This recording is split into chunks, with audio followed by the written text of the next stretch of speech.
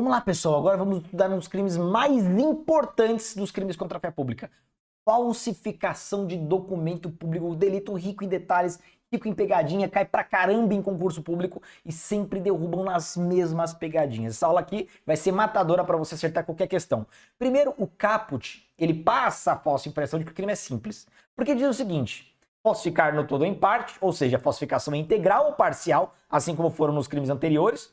Documento público ou alterar documento público verdadeiro. Então tá aqui, reclusão de 2 a 6 anos e multa, ou seja, pela pena mínima só cabe o acordo de não persecução penal. Agora percebam o seguinte, só fala documento público. Diego, o que não é documento público, o que é documento público? Eu vou voltar ao que eu falei lá na aula do artigo 293, caso você tenha pulado direto para essa. O que eu falei é o seguinte, aqui o critério é de exclusão. Tudo que for emanado de um órgão público e que não se configure papel público lá no rol taxativo do artigo 293 será um documento público. Então não encaixou lá, não está lá naquela lista do 293. E foi emanado de um órgão público, é documento público. Então aqui nós podemos pensar em RG, CPF, CNH, certidão de nascimento, dentre vários outros. Alvará judicial, decisão judicial como um todo, tudo é documento público. Então vou dar um exemplo. O sujeito, ele falsifica completamente um CPF. Ele construiu um CPF na casa dele, completamente falso, com nome falso, para no futuro dar golpes em pessoas. Ele vai cair aqui, falsificação no todo. Ou então pode ser uma falsificação parcial. O sujeito pega lá o documento dele, né, a CNH, e muda a data de nascimento. Nasceu em 1991, ele coloca 1990, por exemplo. Basicamente isso. Ele mudou uma característica, um dizer, um detalhe, falsificação de documento público. Eu já vou antecipar uma diferença para a falsidade ideológica. Olha só, quando eu for estudar com vocês a falsidade ideológica, artigo 299, lá eu vou aprofundar nessas diferenças, porque primeiro vocês têm que ter uma base desse crime para depois entender a falsidade ideológica. Mas eu vou antecipar um detalhe muito importante. Não confundam falsificação de documento público com falsidade ideológica. Todo crime que vem com o nome falsificação é porque você mexeu no papel. Você falsificou o papel, a forma. Todo crime que vem escrito falsidade é porque o que está errado, o que está mentiroso é o conteúdo. E muito cuidado, porque quando eu falo conteúdo, o agente, o aluno, o concurseiro, a concurseira, eles têm a falsa impressão de que são as palavrinhas do documento. Não é, vou explicar. Então imagina o seguinte, vamos exemplificar melhor. Eu tenho aqui, ó, um RG. Tá aqui a foto e tal. Aí no meu RG diz que meu pai é o João. Aí eu pego esse RG, consigo apagar com algum produto químico o João e coloco o nome de Pedro como se fosse meu pai. Nesse caso é falsificação de documento público. Ô Diego, mas você não mexeu no conteúdo? Não, não é nesse sentido que eu falo conteúdo. Aqui eu mexi na forma. Por que na forma? Porque eu mexi no pedaço de papel. Isso aqui é um papel. Sabe como você tira a prova real? Se você for no departamento oficial, o órgão que emite o seu documento, e você pedir uma segunda via, falando, por exemplo, que perdeu ou foi furtado, não vai vir o conteúdo preservado, não vai vir lá que seu pai é o João verdadeiro, então o conteúdo está preservado. Quando você mexe no pedaço de papel, você mexeu na forma, porque lá na falsidade ideológica é diferente. Vou dar um exemplo da falsidade ideológica, lá na frente a gente vai aprofundar. Imagina que eu vou lá no cartório e falo, ó, meu filho acabou de nascer. E qual é o nome dele? O nome dele é João. E a mãe? Aí a mãe, na verdade, é Maria, mas eu quero mentir. Falo, ó, a mãe é a Joana. Então eles colocam na certidão de nascimento que a mãe é Joana e não é. Não é verdade, eu menti. Então eu inseri conteúdo falso, mentiroso. Isso é falsidade ideológica. Então o conteúdo que vai, enquanto não for corrigido, vai se perpetuar em outras vias daquele documento, falsidade ideológica. Mexi no papel ali na forma, falsificação de documento público. Então tá aí, primeira diferença para vocês não confundirem com falsidade ideológica. Agora olha a pergunta que já caiu em fase dissertativa e até fase oral de concurso. A substituição de foto em documento público configura esse crime? Porque eu falei, você mexe ali na data, certidão de nascimento, você mexe no ano que você nasceu, filiação, no seu nome, falsificação de documento público. Agora, se eu pego o mesmo documento verdadeiro e só troco a foto, só troquei a foto, é esse crime? Cuidado com a resposta. A resposta é depende. Digo, mas num concurso eu vou colocar depende? Depende.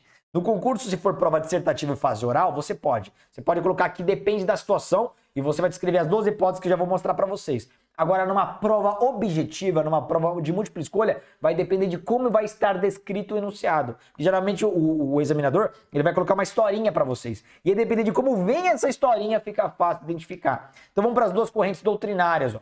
A primeira corrente vai entender que como o retrato é parte do documento, a sua arbitrária e ilícita substituição gera o crime de falsificação de documento público. Então, muito cuidado. Se o enunciado for genérico, for pobre, só falar que o sujeito trocou a foto, aí você pode assinalar que é a falsificação de documento público. Agora, ninguém troca sua foto por acaso. Vem a segunda corrente.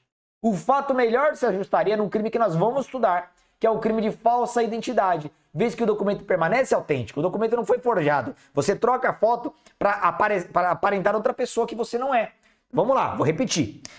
Prova dissertativa e prova oral, você vai colocar as duas correntes e vai contextualizar. Agora, numa prova de múltipla escolha, se só estiver falando que trocou a foto, falsificação de documento público.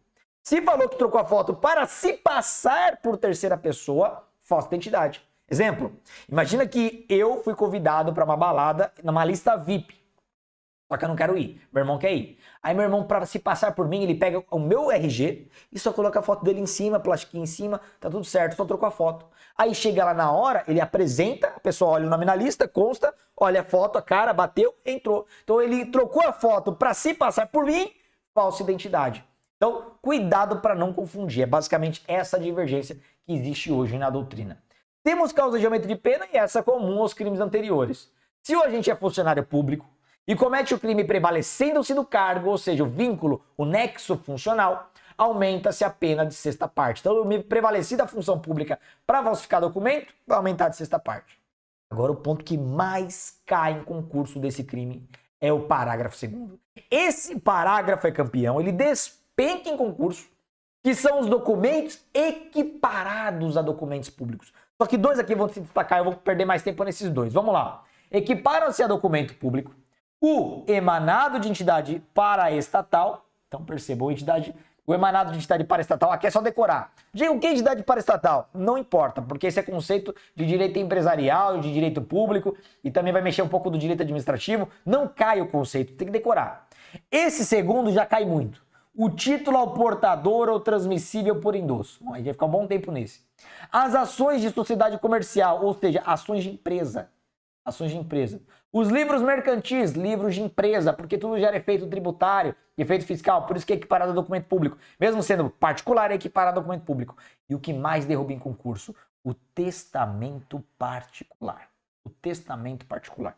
Então eu vou ficar nesses dois que mais caem em concurso. O título ao portador ou transmissível por endosso, porque os demais, galera, é só decorar. Mas o título ao portador ou transmissível por endosso cai muito, e cai em detalhes. E o testamento particular também. Vamos para o título ao portador ou transmissível por endosso, que na prática tem que ser e transmissível por endosso. Diego, me dá exemplos. Nota promissória e cheque. Vamos pegar o cheque, mais comum. O cheque é um título ao portador e ele se transmite por meio do endosso. Digo, o que é o endosso? Vamos entender primeiro o que é o cheque. O cheque é considerado uma ordem de pagamento à vista. Mesmo que hoje, na prática, nós usamos o cheque pós-datado, né? Mas ele é considerado uma ordem de pagamento à vista. Eu dou o cheque ao invés de dinheiro, basicamente isso. Então, eu dei o cheque para o João. Para quem entende como é que funciona, eu pego o talão de cheque, assino lá para João, eu posso colocar o cheque nominal, e aí eu cruzo o cheque, coloco ali 2 tracinhos, porque só João pode depositar na conta dele, pertencente a ele. Beleza, coloco o valor e tal. Aí o João recebe esse cheque, R$5.000. Só que João se lembra que ele deve o mesmo valor para Maria. Ele não tem dinheiro. O que ele faz? Ele vai repassar o cheque. Pô, Diego, mas o cheque está nominal. Não tem problema. No verso do cheque, o que ele vai fazer? No verso, ele vai colocar uma assinatura, ele vai colocar a data, repassando para Maria. De João para Maria. Coloca o nome dela, os dados básicos dela. Isso se chama endosso. Endosso nada mais é, então, do que essa autorização de transferência de um título ao portador, essa autorização de um cheque de uma pessoa que seria destinatário para outro destinatário. Ele transfere esse destino nominalmente para outra pessoa. Aí Maria, por sua vez, outro endosso no verso, outro endosso e vai passando. Então o cheque, apesar de ele ser um documento particular por natureza, nós usamos para transações particulares. Como ele gosta de fé pública, né, daquilo que você passa para terceiros, o cheque é considerado um documento público. Então, anote os melhores exemplos. Cheques e notas promissórias funcionam como documentos públicos para fins penais. Agora, muito cuidado com a pegadinha. Olha o que diz, transmissível por endosso. Essa característica é fundamental. O que eu vou falar agora para vocês caiu no concurso para promotor de justiça e uma galera errou. Se o cheque perder essa característica, transmissibilidade por endosso, ele deixa de ser documento público e passa a ser documento particular para fins penais. Diego, não entendi. Lembra do meu exemplo? Imagine que um foi passando pro outro, chega uma hora que não cabe mais endosso. Preencheu todo o cheque atrás. Não tem mais espaço. Diego, não posso nem grampear um A4 ali e continuar? Não, claro que não. Tá violando o documento ali. Nesse caso, não dá mais para passar para ninguém. O último vai ter que sacar o dinheiro. O último que recebeu por endosso. Logo, é um documento endossável. Ele não é mais transmissível por endosso. Vou repetir. Se perder essa característica de transmissibilidade por endosso, passa a ser considerado um documento particular, tá bom? Agora o testamento particular é diferente. Porque o testamento particular não terá exceção. Ele sempre será equiparado ao documento público. Sabe por que derruba em concurso? Geralmente pega o candidato que não sabe disso, ele não estudou e ele vai chutar errado. Eles vão colocar lá, assinale a alternativa que aponta corretamente um documento equiparado a documento público para fins penais, ou só um documento público para fins penais. Aí vai ter vários exemplos, dentre eles o testamento particular. Aí o concurseiro tem a tendência de achar que aquela do testamento particular é a mais ridícula, porque sempre, né, de 5 alternativas sempre tem uma ou outra que é ridícula. Ele já risca pulando para as próximas. E ele erra. Porque ele lê a palavra particular, essa não pode ser, particular não é documento público. E erra. Então você tem que entender o porquê de o testamento particular ser documento público, porque você vai acertar outras pegadinhas. Que pegadinhas, Diego? O detalhe é o seguinte, qualquer testamento será documento público. Qualquer um. E as bancas estão fazendo variações desse nome particular para tentar te enganar. Vamos lá, deixa eu explicar primeiro. Vamos dar 2 exemplos. O primeiro exemplo é o cara que está no estado terminal, está morrendo. Ele vai até um cartório, um tabelionato de notas e lavra um testamento público. Esse não tem que discutir. Se é lavrado numa escritura pública, não é um documento por equiparação público. É um documento público por natureza. Foi lavrado num tabelionato, beleza. Porque se ele morrer, o que acontece? Tá lá o testamento dele. Mas eu perdi. É só pedir outra via, uma segunda via, uma certidão daquela escritura. Ponto. É só isso. Agora, nem sempre dá tempo. Eu vou dar um exemplo do testamento particular. Digo, o testamento particular tem valor? Claro que tem. É manifestação da vontade, é isso que interessa. A diferença é que o público, se perder, você pode pegar outras vias. O particular tem essa insegurança, mas tem o mesmo efeito, o mesmo valor. E é aí que está o ponto. Imagina o seguinte, um pai e um filho dirigindo. Estão lá dirigindo, fazendo uma viagem.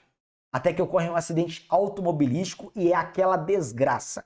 O pai, braço para um lado, perna para o outro, enfim. Tá ali sem braço, sem perna, morrendo. Tá quase morrendo, só sobrou o braço direito. E por sorte ele é destro. Só o braço direito. E o filho vai lá chorando, pai, pelo amor de Deus, não morre. Filho, tô morrendo e tal. Do lado aqui, o que ele encontra? Uma caneta Bic e um saco de pão. Olha, filho, tô morrendo e eu não quero deixar a maior parte da herança para seus irmãos. Vou fazer um testamento rápido. Então vai lá, faz um testamento rápido, quero deixar a maior parte da minha herança pro meu filho que tá aqui comigo, é o último que eu vou ver e tal, tá aqui. Morreu. Pergunto a vocês, esse saco de pão vale como testamento? Sim, vale. Pra fins. O direito civil vai explicar isso. É manifestação da vontade. Vale. O saco de pão, Diego? Sim. É testamento particular? Sim. É um testamento particular. Como se tivesse feito por escrito, do Google, pegou o modelo, o advogado assinou. Mesmo valor. Mesmo valor. Agora, ele vai gerar os mesmos efeitos de direito público daquele lavrado num cartório. Então morreu, transmitiu por força do princípio Saizine, que é um princípio que a gente estuda lá no direito civil. Morreu, transmitiu. Claro que vai demorar, um inventário, formal de partilha, mas morreu, transmitiu a herança. Acabou, passou a herança. Então aquele saco de pão, se ele for falsificado, o filho vai lá e mexeu. Não quero 500 mil, eu quero 5 milhões. Colocou zeros ali. Nesse caso, ele falsificou o documento público. É o 297, porque o testamento particular, é equiparado ao documento público. Por isso, qualquer testamento que seja, qualquer um, vai ser documento público para fins penais. Digo, você falou que estão cobrando pegadinha. Sim, qual pegadinha? Estão colocando, vou anotar para vocês, estão colocando para fins de concurso, aqui, chamado testamento hológrafo.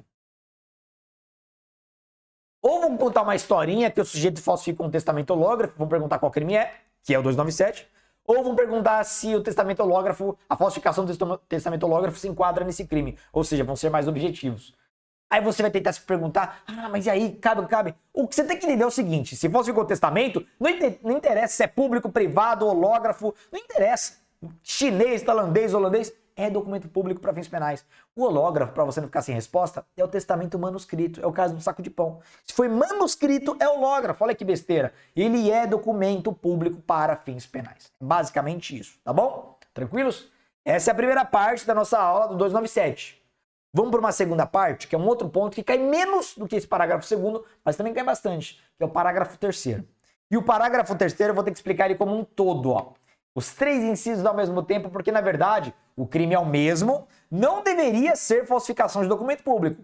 Pelo comportamento, na verdade é uma falsidade ideológica, tá? Mas o legislador colocou incorretamente aqui nesse 297. Então, para fins de concurso, quando eles cobram o parágrafo terceiro, vão te perguntar que crime é esse. Você tem que entender que esse crime que eu vou explicar agora é o mesmo, falsificação de documento público. Vamos entender?